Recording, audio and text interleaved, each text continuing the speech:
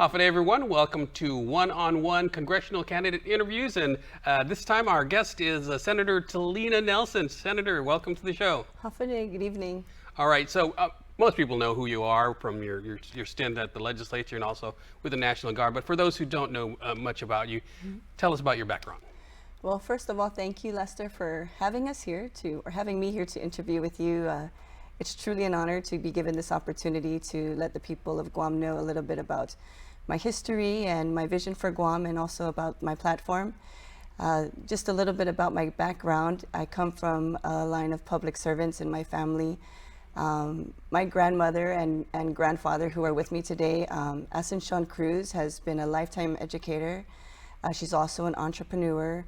My grandfather, who was a public servant himself, a huge community advocate for those that are in need, and really addressing the needs of the elderly and just in general the people of Guam. I do have my grandfather who passed away. He was a retired public safety officer, and my grandmother, who you may know as Lola Cola, who fought for over a decade for cost of living allowance for our retirees, and she delivered on that. And I mentioned my grandparents because really they provided me this foundation of what it meant to serve.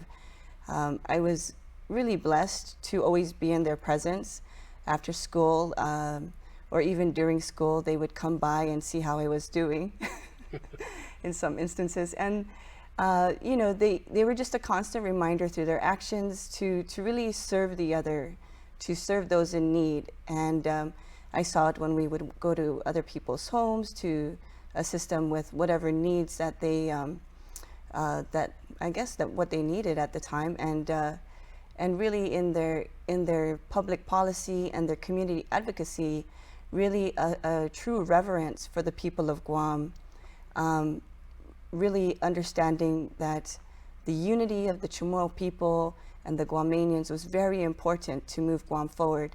And so I had the blessings and the opportunity to grow up around this. And somehow, in some way, I was filled with that same desire in my heart. And so that is a little bit about my background and why I do what I do today. Always trying to continue to fight the good fight. And I'm very grateful that I have two of my grandparents here today to guide me and to remind me that that my role is to serve the people. Now, when we talk about our careers, I am a former educator. I am also a combat veteran. I did a tour in Afghanistan. I am currently in the National Guard, and I have been a public servant for the past 6 years in the Guam legislature. And during that time, you know, I believe that there were several crises that we faced. The first crisis was a loss in revenue of $120 million or more due to the Trump Tax Cuts and Jobs Act. And so we had to be creative and find ways to ensure that the community still had the needs that they, you know, willfully deserve, and to ensure that the public was served by the government. And then also during the COVID-19 pandemic. And really during the COVID-19 pandemic, you know, it was a dual role for me, because not only as a senator, I pushed policy for unemployment insurance, but the big challenge is at what point at the height of the pandemic or at the beginning of the pandemic do we realize that this is something that's going to affect us, and that that people essentially perhaps may die because of this virus. And you know, it took a lot of courage for me to go out in the public and say, no, we need to look at closing down our flights, you know, because this is impacting the whole world, and we need to try to isolate ourselves and ensure that our people are taken care of. And I did receive a little bit of, you know, flack for that, I guess you would say, especially from the airline industry. But when we started to see that we had our residents passing away because of COVID-19, it became a very real reality, a very serious reality for us.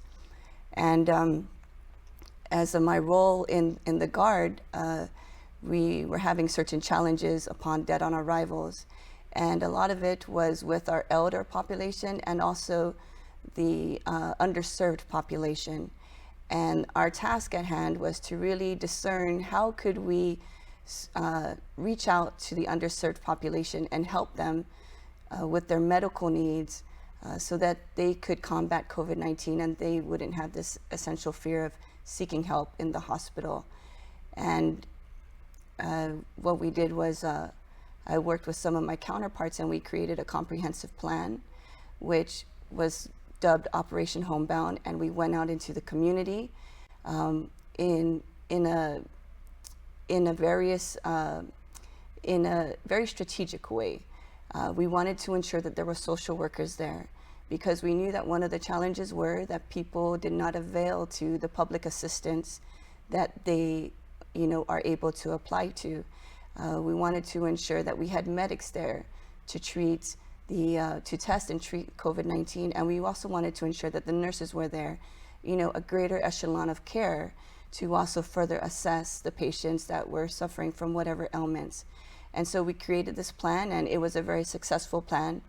And the team did a great work. It was comprehensive. We had the National Guard, we had our social workers, we had our nurses, and this plan was very successful. And it did impact the needs of our community. It helped them to be able to avail to programs. They were able to receive food supplement. They were able to receive better health care. And so those are just some of the things that I've done in this career as a senator. Well, let me, I can go on. Yeah, I know. let me ask you this. You mentioned this is your third term as a senator with the Yes, Guam legislature. that's correct. Why are you running for Congress? Well, I see now that Guam is at a pivotal time, right? When we look at global tensions that are increasing within our region, but also in the world, when we look at us trying to diversify our economy and our job markets because of COVID-19 and how it took away one of our most valuable revenues, which was tourism. When we look at the challenges of getting education to our students, I noticed that as a senator for the past 6 years, we have addressed these issues to the best of our ability. And we have addressed these immediate issues to the best of our ability.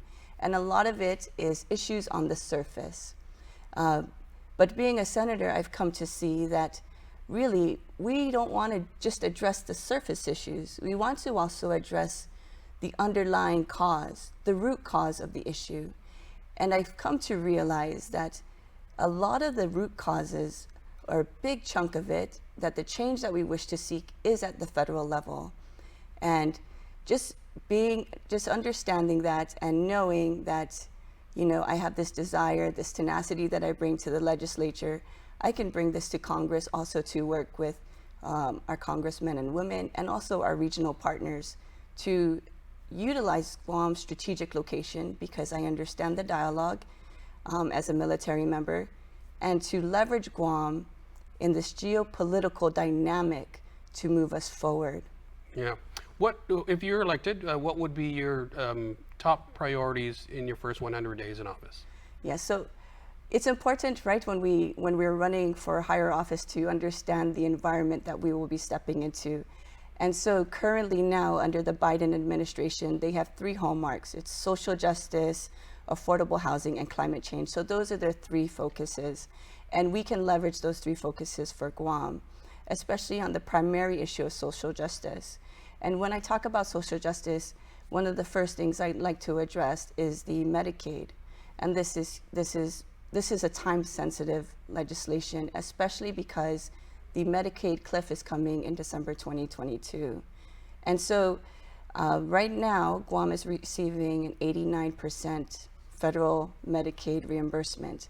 However, once that is gone, Guam will drop back down to its original set state at 55%. And this is a huge gap, in millions of dollars that we will lose out on, that we can put in someplace else, like education or providing better medical prescription benefits for our elderly or for people that do need other prescription benefits. And so I plan to introduce legislation to ensure that Guam's per income capita is evaluated as such, because the territories receive 55%. There's no real rhyme or reason. But in other states, they receive the per income capita. And Alabama, they do have a matching rate of like 70%. And so Guam's per income capita is similar to that. And so if we can ensure that there's equity for Guam, then that legislation will do that. The other thing I'd like to do is just try to avail to SSI. Now, the Supreme Court's decided in April, right, that the supplemental security income, that Congress did not have to provide funding for it for the territories. And that's a social injustice. Sure. And remember I said that one of the hallmarks of the Biden administration is social justice.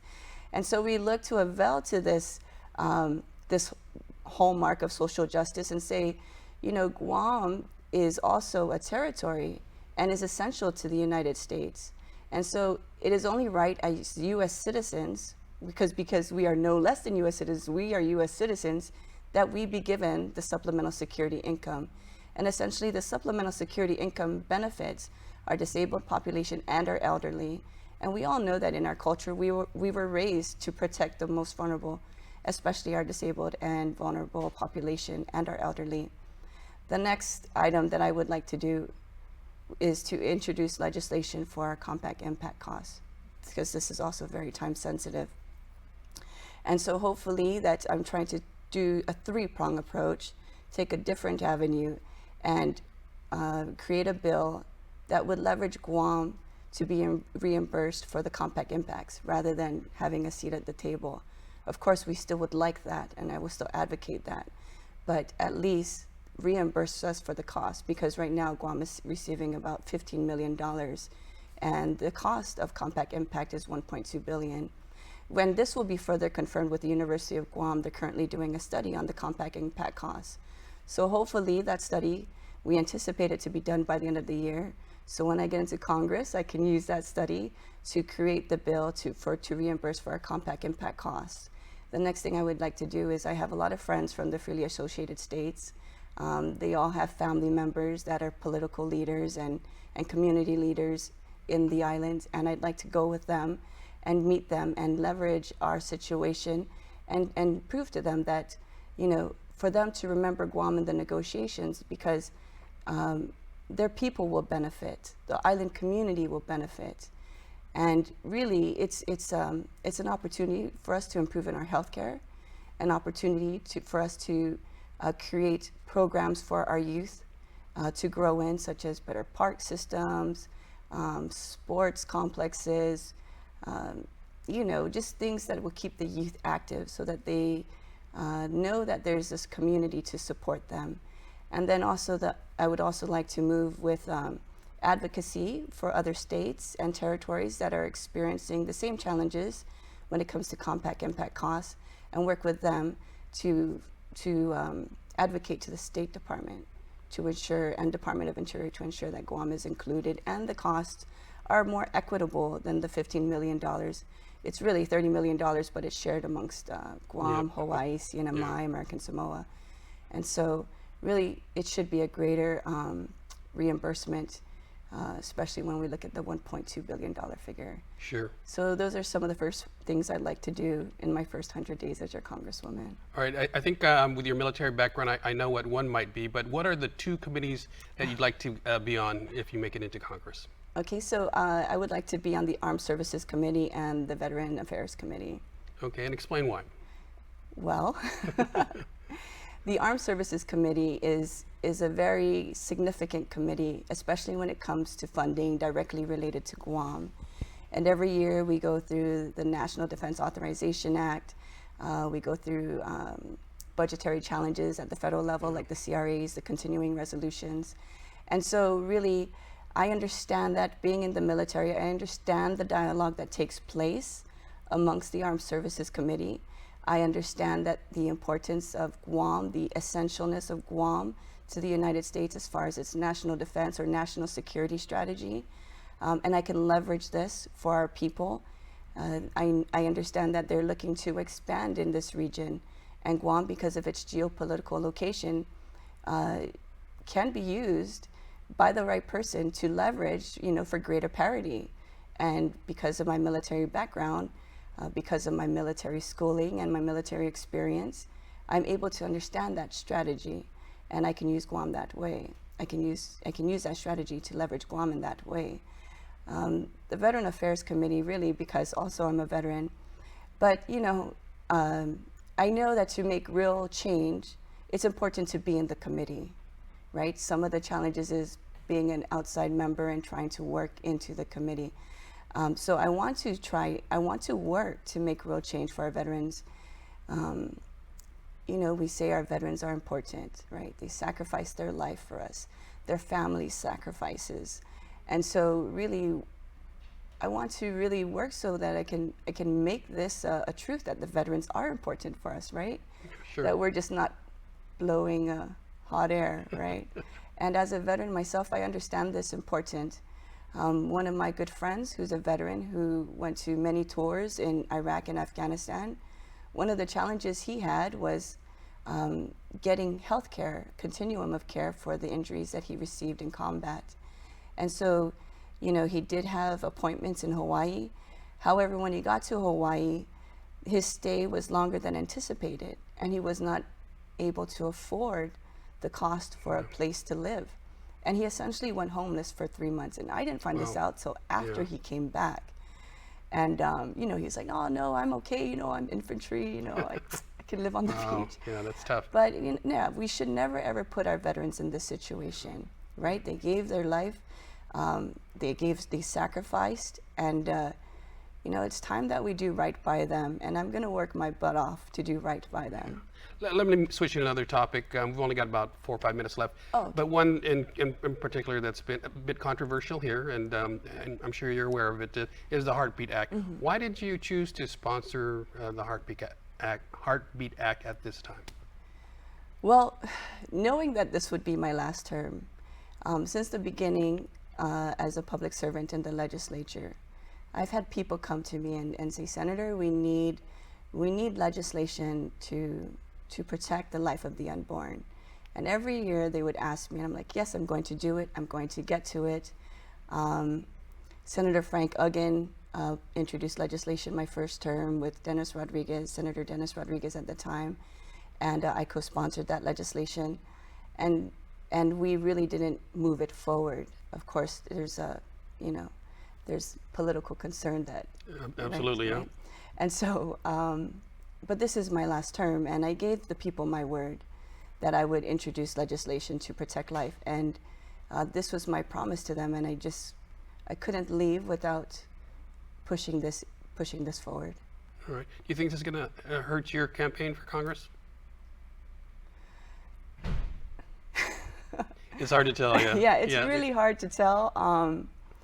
I see a lot of the I don't even know. I'm just going to say it. I see a lot of the violence on social media going on against it, and perhaps it will. But I gave the people my word, and that's what really matters to me, is staying true to my word. Because if I don't follow through with what I said and what I committed to do, then what purpose am I here to serve? Sure. I'm asking of this of all the candidates, but why should the people elect you over Speaker Wanpat or Senator Moylan? Well, first and foremost, I'm an educator. I've been in the classrooms. I understand the challenges that our children have in the classroom. I understand the challenges of our teachers and our staff, and I can utilize that in Congress also to ensure that USDOE lifts this third-party fiduciary over, removes it from Guam Department of Education, and we've been working on that for several years. And then also, I'm a combat veteran. I have a wealth of military experience, and right now, those are one of the fundamental key challenges or the tensions that we are seeing rise in our world today. I'm very familiar in technology. I was a cyber operations chief, so I understand the importance of technology and diversifying our job market, because our youth are going to have to come into the generation after us will have a different job market than we did because technology is changing. And I am that leader that can look into the future, that can understand innovation, and that can bring new industries to Guam. I'm also I've been a senator for 6 years. I understand the pulse of the community. I've worked in the community. I'm there in the time of crisis. I've been experienced during our Trump tax cuts crisis. I'm experienced in our COVID-19. I was in the fight, in the thick of it, boots on ground during COVID-19. And I also was a policymaker. And so I believe through this wealth of experience, the wealth of knowledge that I bring to the table, understanding the global dynamic that you need to know as a member of Congress, that I am the best candidate. I have been a leader in the time of crisis. I fight the good fight. I am able to work very well with my colleagues, knowing that in the end, what's the most important thing is serving the people. And I believe that I'm just I'm young, I'm energetic, you know, and I'm personable. Things that I do it because it's in my heart to do it, and it comes natural to me to serve. In about a minute's time, what would be your strategy? Because as they say, the currency in Congress is seniority, but all three of you, if you get in, would be freshmen. So what would be your strategy for getting what you needed done in a Congress that you're brand new to? Well, I wouldn't say that I'm brand new to it, because for the past year and a half, I've been the Oversight Chair for Federal and Foreign Affairs. And so we've been working with other Congress representatives from other states in legislation that impacts Guam. And so we do have that network. It's just expanding on that network. I have that network. It's expanding on it. And you know, being a veteran and being in the Armed Services Committee and being a veteran and in the Veteran Affairs Committee is a golden. It's a, you know, it's kind of like you're made for that, and that's the camaraderie that I share. I'm a combat veteran. I've been tested and proven, you know, and these are some of the things that I know. I know the dynamic of how to dialogue with those representatives, and so. I believe this is nothing new to me, especially being the Oversight Chair of Federal and Foreign Affairs, and we've already started doing our work with our local legislation, supporting federal legislation in the House. Yeah, and you mentioned that you have a certain tenacity to you if you need be. I do. You know, the tenacity really is to not give up. So my grandmother and my sister and I always joke about this. My grandmother used to tell us that no is never an answer, there is always a solution. So the tenacity to seek solutions, the tenacity to make the compromise, to ensure that everyone benefits. And that's what it's about, right? It's a mutually beneficial relationship that we develop. All right, we've got about 90 seconds left. If you can look into that camera too and tell the people of Guam why they should vote for you. Buenas, half a day. Thank you to the people of Guam for allowing me to share my time with you, and thank you to KUAM for hosting us. I am Senator Telena Nelson. I am running for the United States Congress. I humbly ask for your vote and your support so that I can be your next representative in Congress. God bless you and have a good day. All right, thank you very much. Senator Telena Nelson running for Congress. That's this edition of One-on-One and with our congressional candidates. That's Senator Telena Nelson. I'm Nestor Licanto. Thanks for watching, everyone. We'll see you next time. Thank you.